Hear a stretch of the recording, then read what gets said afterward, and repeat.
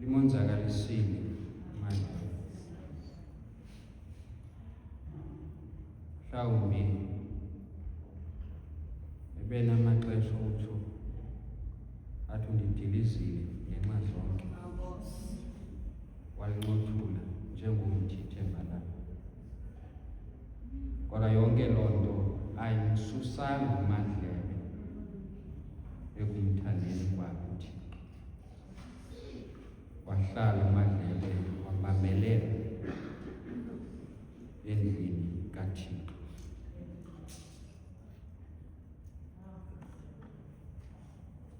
Nobhala ke qinisekanga ukuba uthi manizothini, kodwa ke uvimba uthini.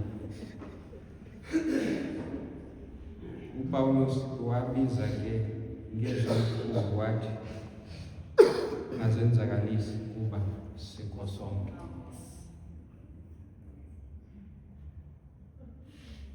Mhlawumbe kulula umuntu ongonzakalanga ukuthi kubantu abenzakeleyo ungazenzakalisi ngoba sikho sonke. Kodwa kuthetha umuntu owenzakaleyo womeleza lowo ofuna ukuzonzakalisa emveni koba emenzakalisile. But wathi xa ithetha naye endaweni yokuba amncedise uzenzakalisa ngoba injongo yakhe ibikumonzakalisa, kodwa wathi ungazenzakalisi ngoba sikho sonke. Ngoba kakade uThixo akananjongo yakwenzakalisa, kodwa uThixo unenjongo yokusindisa ubomi. Wenza loo nto uPawulos apha, bathi ubomi kumele ukuba buyatshabalala kodwa wabusindisa, ungazenzakalisi ngoba sikho sonke.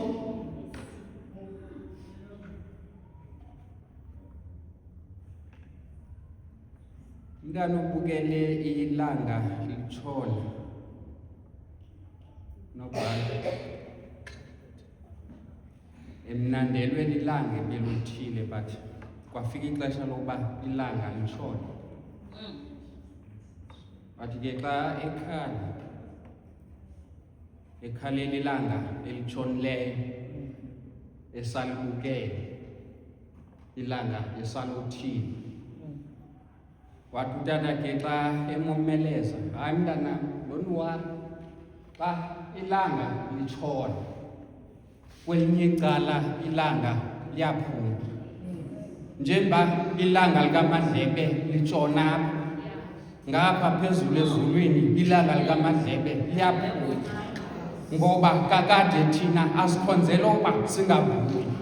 Kodwa eyona nto esiyizondeleleyo into yokuba zesithi sakubhubha singabi nakwaliwa ukungena ezulwini.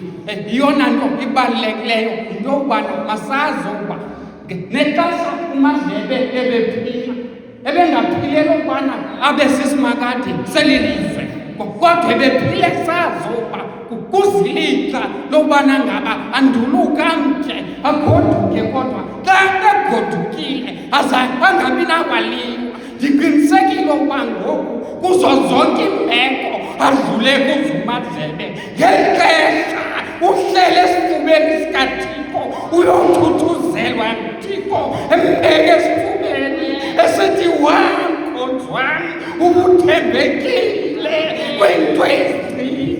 Ngena ngoko emvuyelelweni ngoba sinoThixo uthi xa ebona uba siyenzakala asibizele kuye, esithi masisondele kuye sibizithi yizani kum nonke nina enisindwayo nenibulekekayo ngumthwalo ndaninika ukuphumla. Esiqinisekileyo into yobana ke uMadlebe ngoku uhleli uphumle elithandweni likaThixo. Mkhululeni nimyeke nisazi into yobana zonke izinto ezenzekileyo ebomini bakhe xa kunamhlanje zidlule. uMadlebe